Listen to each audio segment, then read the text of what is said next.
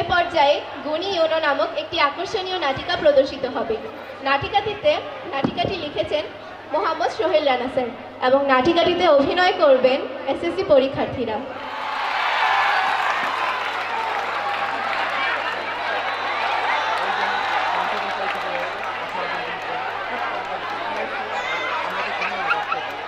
মেয়েটা তো বড় হলো, মেয়েটার সম্পর্কে কিছু ভাবছো? কি আর ভাববো, মেয়ে বড় হইতাছে, পড়ালেখা করবো, নিজের লক্ষ্যে পৌঁছাইবো, এটাই তো। ধরো তোমার পড়ালেখা, দেখো না পাশের বাড়ি জরিনের মেয়েটা কি হলো। ওরা তো সবসময় একসাথে পড়ালেখা করে, একসাথে তো সব কিছু করে। কি হলো যদি আমার মেয়ে যদি ওর মধ্যে অঘটন ঘটিয়ে ফেলে? শুনো, সবার মেয়ে যে অঘটন ঘটাইছে ঠিক আমার মেয়ে ঘটাইবো এরকম তো কোনো কথা না। না, আমি আমার মেয়ের জীবন নিয়ে কোনো রিস্ক নিতে চাই না। ওই যে ইটালি থাকে যে আমার খালতো ভাইয়ের ছেলেটা, ওই যে মিলন মিলন মিলন ইলনের সাথে লাবণ্যর বিবাহ ঠিক করেছি। ওই যে ছেলে ইটালিতে মোটা টাকা কামায়, ইটালিতে সেটেল। যদি ওখানে যদি বিয়ে দেই তাহলে তার জীবন উজ্জ্বল হবে। ছেলে হিসাবে তো খারাপ না মিলন, ছেলে হিসাবে তো মাশাআল্লাহ। মানুষের মেয়ে পোলার কথা ভালোভাবে বুঝো, নিজের মেয়ের কথা বুঝতে পারো না। তাহলে এখন কি করবা? এই যে বিবাহ ঠিক করি মেয়েটার। তাহলে ডাক দাও, মেয়ের সাথে কথা বলি। লাবণ্য, ও লাবণ্য মা।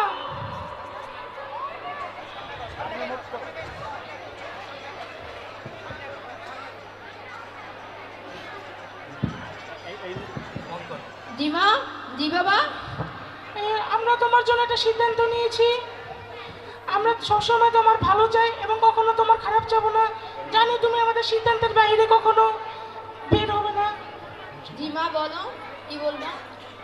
আমি আমি আর তোমার বাবা তোমার জন্য বিয়ে ঠিক করেছে। তোমার ওই যে মিলন ভাই আছে না?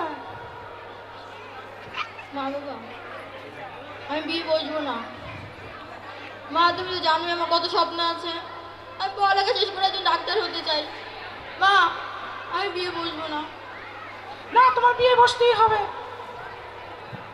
শুন মা, দেখো তো বর্তমান সমাজ পরিস্থিতি কত খারাপ। মেয়েদের জন্য বর্তমান সমাজ একদমই নিরাপদ না। তাই তোর মা যে পরামর্শটি দিয়েছে তা তুই গ্রহণ কর। না মা, না বাবা, বিয়েতে বসবই না। এখন কি করা যায়? শুনেছি নারায়ণগঞ্জ ইউনো স্যার বাল্যবিবাহ আটকায়। স্যারের ফোন নাম্বার পাবো কোথায়? বাবা মার কাছ থেকে ফোনটা নিই। মা, বাবা, তোমরা আমার সবসময় ভালো চাও, এটা আমি জানি।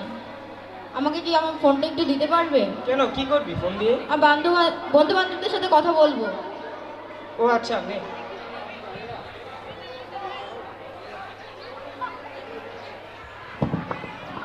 এখন স্যারের ফোন নাম্বার কোথায় পাবো? গুগলে সার্চ করে দেখি। নারায়ণগঞ্জ সদর ইউএনও অফিসার ফোন নাম্বার। এই তো স্যারের ফোন নাম্বার পেয়ে গেছি। এখন স্যারকে ফোন দিয়ে বলি।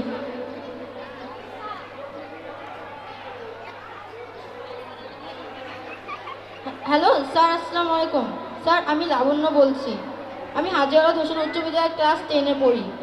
আমার বাবা মা আমার মতের বিরুদ্ধে আমার বিয়ে ঠিক করেছে। স্যার, আমি এই বিয়ে করতে পারবো না। স্যার, আপনি কোনোভাবে আমার এই বিয়েটা আটকান স্যার, প্লিজ। আচ্ছা স্যার। স্যার, আসসালামু আলাইকুম। আপনার মা বাবা বাসায় আছেন? এই যে তো আপনার না বলুন মা বাবা। আপনাদের সাথে আমাদের ইউনো স্যার কিছু কথা বলবে। আসলে আপনাদের সাথে কিছু কথা বলার আছে। আচ্ছা, আসতে বলেন স্যারকে। স্যার, আসসালামু আলাইকুম। ওয়ালাইকুম আসসালাম। এই স্যারকে চেয়ার দাও, চেয়ার দাও। আপনি লাবণের মা আর আপনি লাবণের বাবা না? হ্যাঁ হ্যাঁ হ্যাঁ।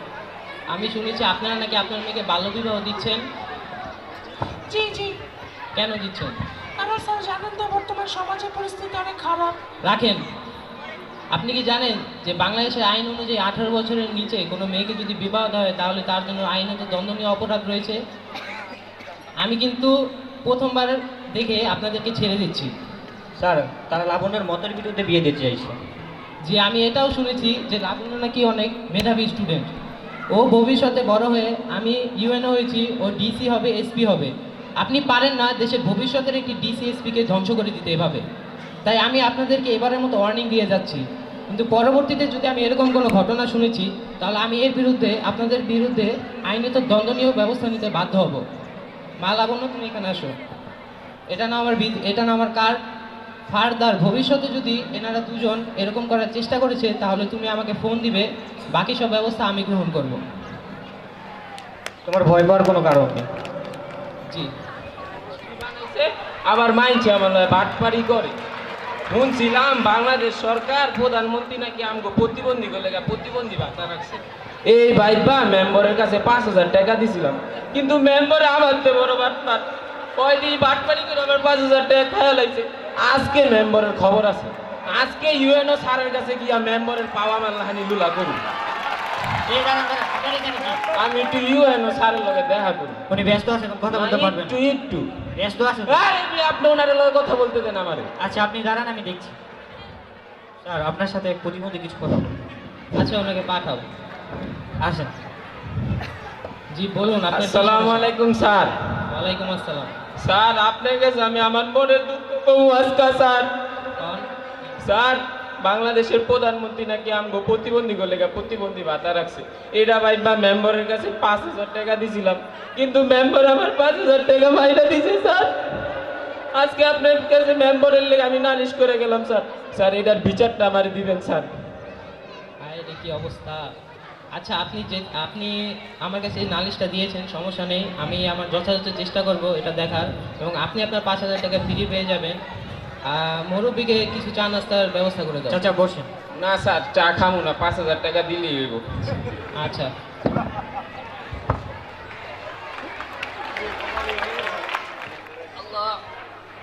আমার পেটটা ধরছে রে।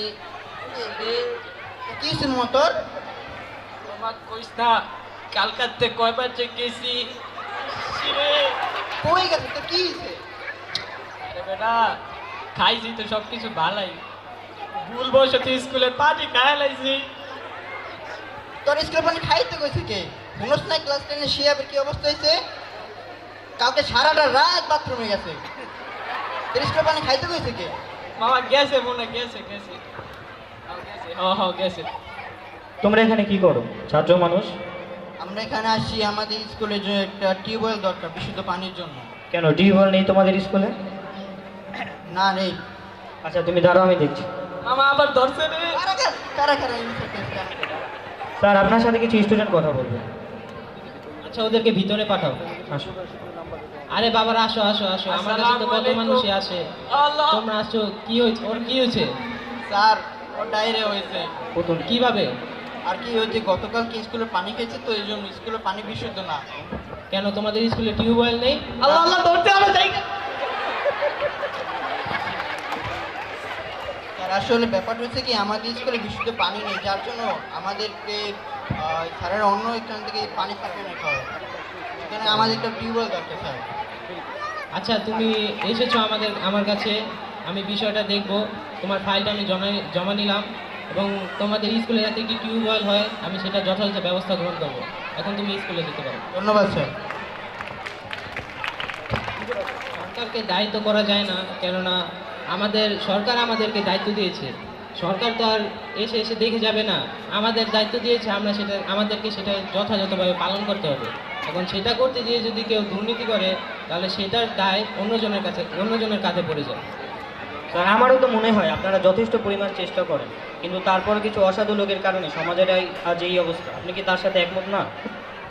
দেখো, এই মেম্বার ওরা 5,000 টাকা খেয়ে ফেলেছে। আমরা তো নাম ঠিকই দিয়েছি, কিন্তু ওরা নাম না দেওয়ার কারণে এখন আমাদের বদনাম হচ্ছে।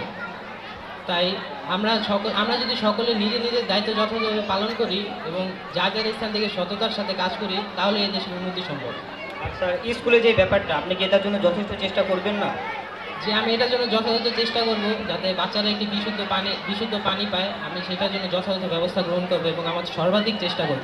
আপনার কাছে অনুরোধ রইল। ধন্যবাদ। আসসালামু আলাইকুম।